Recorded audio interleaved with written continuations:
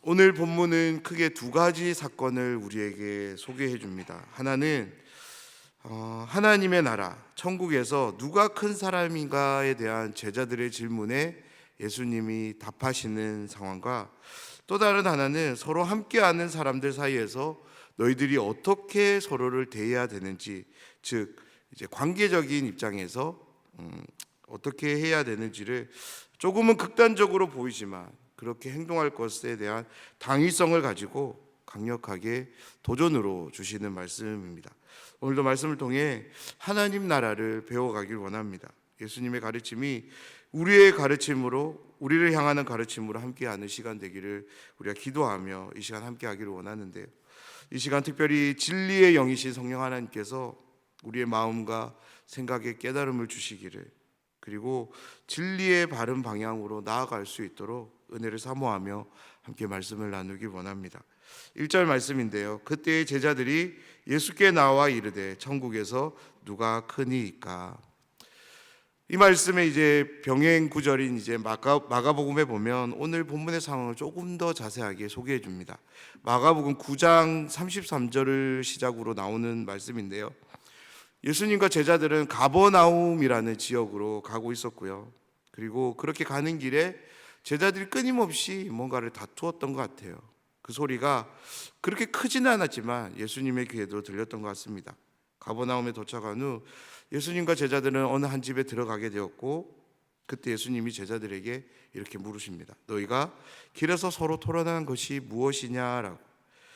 그때 제자들이 잠잠했다라고 마가는 기록하고요, 그들의 잠잠했던 이유에 대해서 이렇게 소개합니다.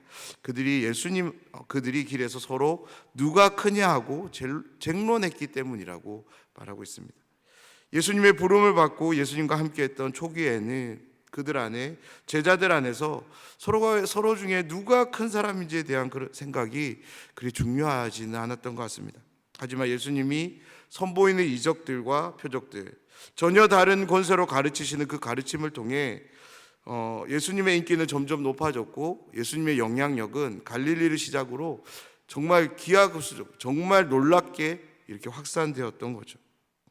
갈릴리 소식을 전하는 신문이 있었다면 매일 일면은 예수님에 관한 기사로 소개되었을 것입니다.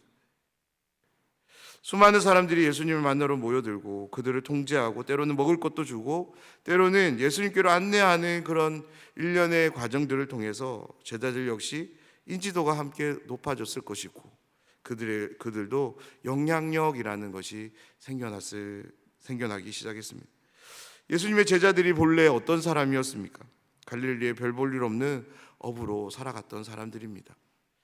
세리였기에 동족으로부터 냉소와 멸시를 받으며 살아갔던 사람이고요, 열심당원으로 로마의 눈치를 살피며 또한 함께했던 무리들의 눈치를 살피며 살아갔던 그야말로 비주류의 사람들이었습니다.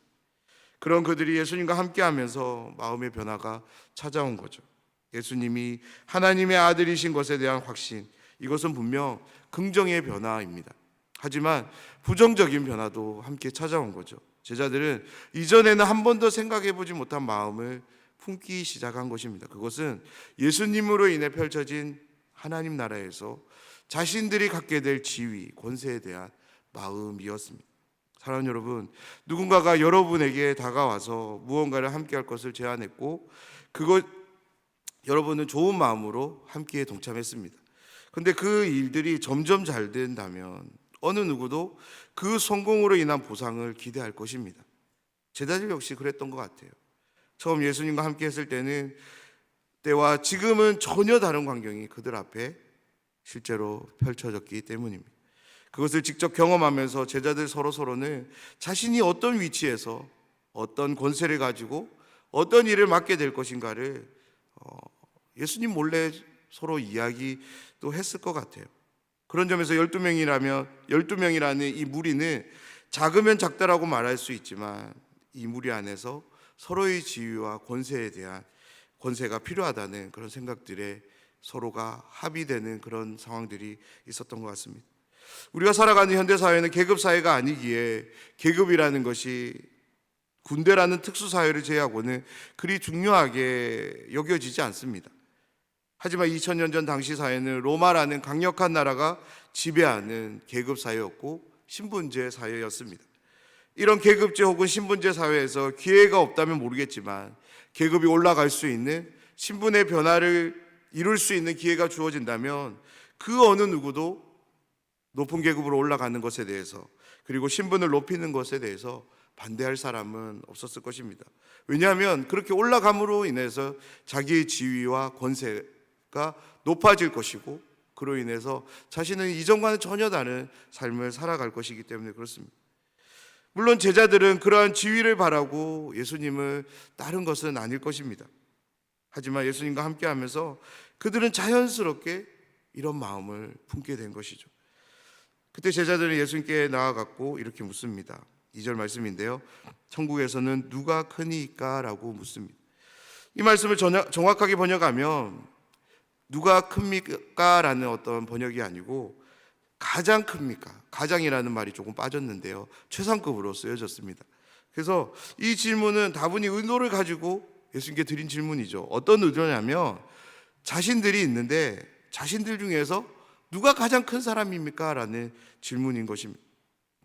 기억해야 될 것은 이 질문이 절대 어떤 한 사람의 독창적인 질문은 아니라는 거예요.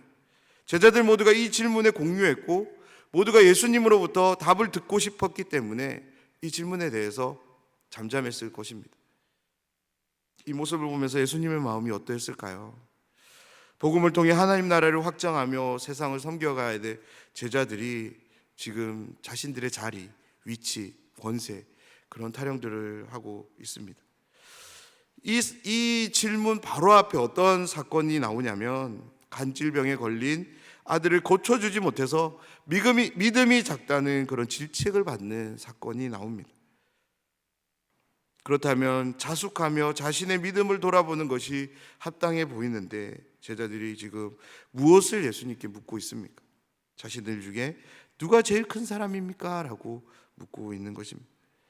그때 예수님은 한 어린아이를 부르세요. 그리고는 제자들 가운데 서게 합니다. 예수님의 이 모습을 보며 제자들은 수군거렸을 거예요. 정확하게 어떤 말을 했는지는 모르겠지만 기대감을 가지고 수군거렸을 것입니다. 그러면서 예수님이 이렇게 말씀합니다. 3절 말씀입니다. 이르시되 진실로 너희에게 이르노니 너희가 돌이켜 어린아이들과 같이 되지 아니하면 결단코 천국에 들어가지 못하리라. 아멘. 천국에서 누가 가장 큰 사람입니까? 라는 질문에 예수님은 한 어린아이를 부르시고 제자들을 향해 이렇게 말씀합니다. 너희가 돌이켜야 한다라고. 여기서 돌이켜야라는 이 의미는 절대 죄를 뉘우치는 그런 회개를 의미하는 말이 아닙니다. 왜냐하면 마태는 이 단어를 여러 번 사용하지만 단 한 번도 죄를 돌이키는 회개와 연결시켜서 사용하지 않기 때문에 그래요. 여기서의 돌이킴은 제자들이 지금 품고 있는 마음, 의도로부터의 돌이킴입니다. 이런 말씀을 보면 마음이 뜨끔해집니다. 왜냐하면 예수님은 제자들의 중심에 무엇이 있는지를 정확하게 꿰뚫어 보고 계시기 때문에 그렇습니다. 그리고 예수님은 제자들에게 어린아이와 같이 되라고 말씀합니다. 그렇다면 어린아이와 같이 되는 것은 어떻게 되는 것을 의미할까요? 다음 말씀인 4절에서 이 개념은 더 분명하게 드러나는데요, 예수님은 어린아이가 보이게 되는 한 가지 모습에 집중하십니다. 어떤 모습이냐면 자기를 낮추는 모습으로 예수님 말씀하십니다. 4절 말씀입니다. 그러므로 누구든지 이 어린아이와 같이 자기를 낮추는 사람이 천국에서 큰 자니라. 아멘. 예수님은 이 어린아이와 같이 자기를 낮추는 사람이 천국에서 가장 큰 자라고 말씀하십니다. 그렇다면 예수님의 이 말씀을 우리는 어떻게 이해해야 될까요? 사랑하는 여러분, 이 말씀을 지금까지 여러분은 어떻게 이해하고 계신가요? 먼저 어린아이를 한번 살펴보면 오늘 말씀에 나오는 어린아이라고 표현된 이 단어는 파이디온이라는 단어인데 당시 7에서 8세 정말 어린아이, 유치원, 초등학교 1학년에 준하는 아이들을 일컫는 용어입니다. 그렇다면 7세, 8세 어린아이가 가지게 되는 특징이 무엇일까요? 가장 먼저 그들은 옳고 그름에 대한 분별력이 없습니다. 사리에 대한 분별력이 없는 것입니다. 무엇보다 자신의 욕망대로 행동하고요, 오로지 자신의 감정에만 충실한 사람이 바로 이 7, 8세가 갖는 어린아이인 거죠. 동의하시나요? 그렇다면 예수님께서 제자들에게 너희들도 옳고 그름에 대한 사리 분별도 못하는 자신의 욕망대로 행하며 오로지 자신의 감정만을 내세우는 그런 사람이 되라고 이렇게 말씀하시는 걸까요?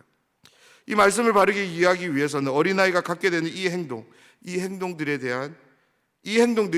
왜 일어나게 되고 그로 인해서 무엇이 필요한지에 대한 이해가 필요한데요. 그것은 바로 자기를 낮추는 이라고 표현된 이 의미를 우리가 이해할 때 예수님이 어린아이를 제자들에게 세운 의미를 우리는 경험하게 됩니다. 오늘 이 자기를 낮추는 이 말만 보면 뭔가 겸손과 비슷해 보이는 의미로 우리에게 다가옵니다. 그런데요, 사랑하는 여러분, 전 지구상 역사상 7, 8세의 어린아이가 자기 스스로 낮추는 일은 없습니다. 다시 말해서 겸손이라는 행동은 어린아이가 갖는 모습은 아니라는 거죠. 겸손이라는 행동을 취하는 어린아이는 아무도 없습니다. 지금까지도 없었고 예수님이 다시 오실 때까지도 없을 것입니다. 그러면 여기서 자기를 낮추는 이라는 말의 의미는 그야말로 자기의 지위가 낮음을 온전히 인정하기에 스스로 낮은 위치에 놓이는 것을 당연하게 생각하는 마음을 말하는 것입니다. 다시 말해서 이 당시 사회에서 어린아이들은 자기 스스로 무언가를 이야기하거나 행동할 수 있는 권한이 아무것도 없었습니다. 길거리를 뛰어다니는 것만 허락될 뿐 모든 것에 부모나 주변 어른들의 허락이 필요했던 시대였습니다. 그리고 그들은 철저하게 복종하고 의존하는 삶을 살아가야 됐던 거죠. 그렇기 때문에 예수님이 이 어린아이가 당시 사회에서 어떤 모습으로 살아갔는지를 제자들 역시 다 잘 알고 있었기에 이 어린아이를 불러서 그들 가운데 세우신 것입니다. 그렇습니다. 천국에서 가장 큰 자는 자신 스스로 무언가를 해서 높아지는 사람이 아닙니다. 철저히 하나님께 복종하고 의존하는 사람, 그 사람이 가장 큰 사람, 높은 사람임을 말씀하시기 위해서 어린아이를 부르신 거죠. 그리고 예수님은 제자들에게 한 가지를 더 말씀하십니다. 그것은 서로가 어떻게 함께해야 되는지에 대한 가르침인데요. 5절 말씀입니다. 또 누구든지 내 이름으로 이런 어린아이 하나를 영접하면 곧 나를 영접함이니. 아멘.